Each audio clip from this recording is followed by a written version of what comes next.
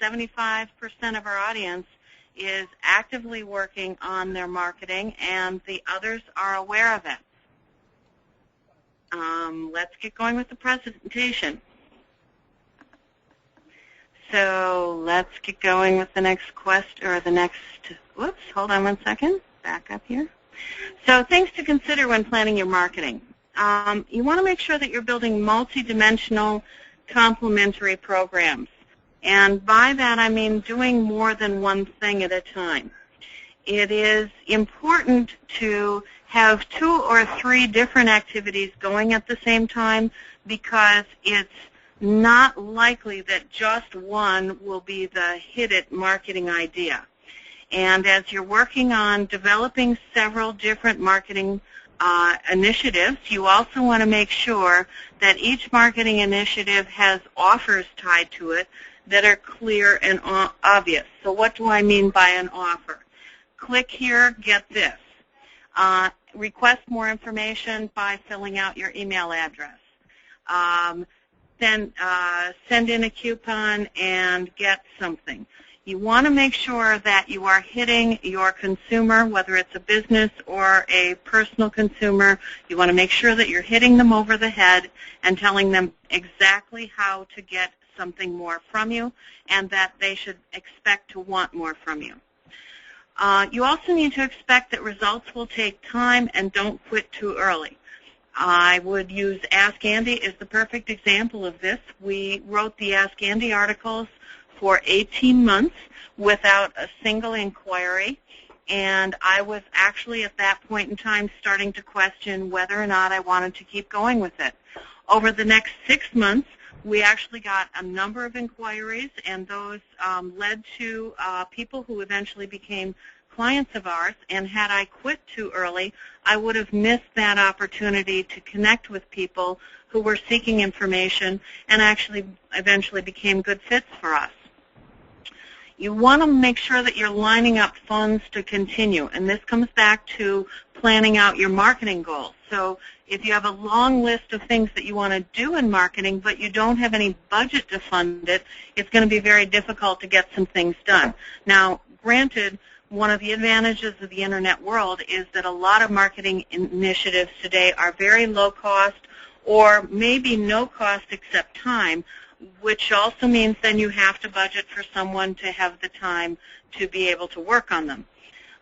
You want to carefully interview any vendors that you're going to work with in marketing, and carefully check their references. There are lots of people out there who are saying they can do things. You want people who've had experience doing exactly what you need, and they can prove it by letting you talk with other people they've been successful with. Avoid the temptation to look for magic bullets. So I'm looking for that one great marketing idea that will make me score. That's what we all want. That's what we all wish for, but I've got to tell you that very rarely does it work that way. It is something where you have to measure your results. You have to try things. You have to test methodically. You have to constantly refresh what you're doing, and then you have to repeat the things that are successful and learn from your failures. If you are going to change things, one of the pieces of advice I give you is change only one part of it at a time. So if you've tried a direct mail piece and that hasn't worked, you're going to change the offer, but don't change the look of the direct mail piece. Or if you're going to change the look, don't change the offer. So one of the things you want to know is what is getting us traction. And if you change too many things, you can't figure out why people are responding. If you're going to go from direct mail to the Internet, try the same offer in an Internet mode, in the same look, for a period of time, and then, again, alter the look, but don't alter the offer. So here are some examples of things that you can do in terms of marketing, and you can see that the list is pretty broad, and that's one of the things I want everyone to take away from this presentation is how comprehensive marketing is. Both from a vendor perspective and an activity perspective, it's not like you can just hire one vendor and they're going to take care of all of it for you, or get good in one area and that will solve everything. There are things that you can do with your own staff, like door knocking, You can put together a phone call campaign. You can mail out, develop mailers and then mail them out yourself. You can also go to your customers and survey them for needs. So this is more on the research side. If you're looking to expand the company, you can try to do it by growing your customer base, but you can also do it by rolling up competitors. You can often increase what you're making on a margin basis by looking at niche pricing. So if I get into a particular niche and have a very powerful persuasion why we're good at this for this group of people, they will often be willing to pay us a higher price because we're so well fit to their needs. In terms of forward and backward integration, so if there are events in a series, the customer needs to go through a series of steps, and I happen to be the middle step. You can look at who's providing the step before me or the step after me, and could I take on and do those activities as well.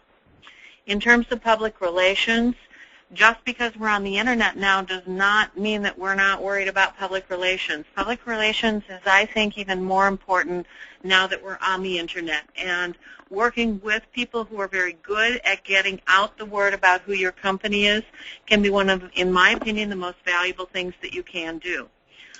Speaking engagements is a great way to get your word out. I'm sorry, Kathy? Andi, I'm sorry. We did get a question in regarding public relations, and the person is asking how important is it to track websites such as Yelp for negative comments that are getting put out about our company? That's a great question, and it is important to have a tracking mechanism set up.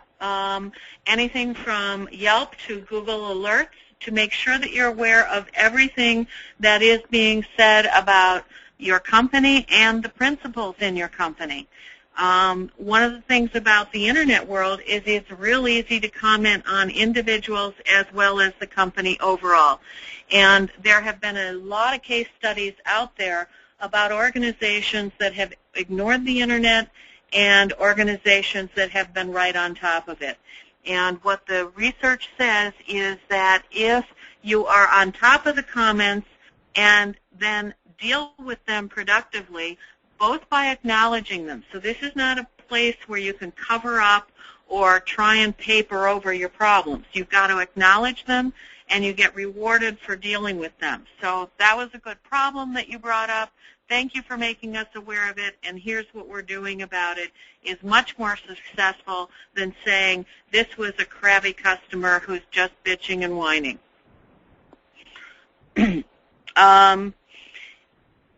One of the things that most business owners are pretty good at is networking. I encourage you to get more of your people involved in networking. We often think that just because someone's out in the field, they might not be comfortable going to a networking event or going to a trade show with us, and you'd be surprised how much you can get the word out simply by inviting more of your people to participate with you and putting business cards in their hand. Social media, podcasting, obviously we're on a webinar here. These are all vehicles that are now available to the smallest business, and for those emerging entrepreneurs, often a way to get your company very visible very quickly. Cold phone calling is a traditional route of reaching new people and is something that is still very viable, but I think you have to put it into a campaign. So I'm calling, here's why I'm calling, leave a voicemail, have a follow-up piece that you mail out, give people a reason to want to connect with you, because in our world today, it's more about reaching out and giving people opportunities to connect with us than it is about breaking through to them. I think it's really important to profile your competitors, to do a SWOT, or strengths, weaknesses, opportunities, and threats analysis on your competitors. And you may find that that creates an opportunity to actually find a competitor who is not doing as well, is ready to get out of the game, may be willing to sell out for a very reasonable price, and gives you an opportunity for expansion. Just like we talked about surveying customers, go ahead and survey your prospects, both the ones you get and the ones you lose. You'd be amazed to